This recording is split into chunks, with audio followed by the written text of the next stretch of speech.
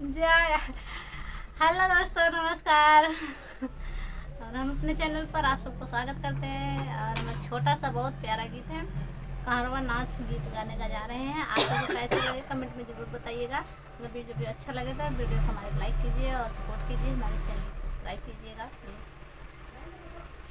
कता होई है सड़क पे लाखता होई है, गले डाले रूमलिया सता होई है। कता होई है सड़क पे लाखता होई है, गले डाले रूमलिया सता होई है।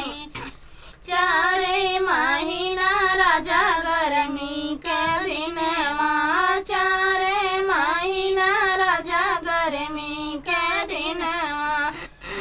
कतऊ होई है पसीनवा भीगता होई है, गले डाले रूमलिया सता होई है। कतऊ होई है पसीनवा भीगता होई है, गले डाले रूमलिया सता होई है। कतऊ होई है सड़क पे लखता होई है, गले डाले रूमलिया सता होई है। कतऊ होई है सड़क पे लखता होई है, गले डाले रूमलिया सता होई है। चार महीना राजा बरखा के दिन, चार महीना राजा बरखा के दिन।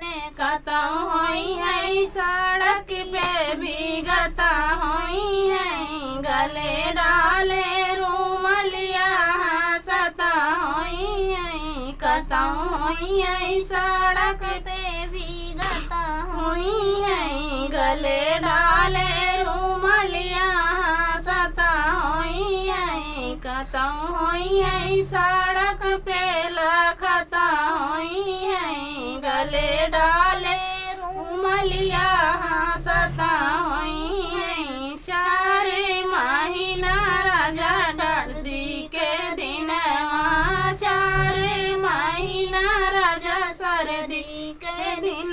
कतऊ होई है से जरिया सुतत होई है, गले डाले रूमलिया सता होई है। कतऊ होई है से जरिया सुतत होई है, गले डाले रूमलिया सता होई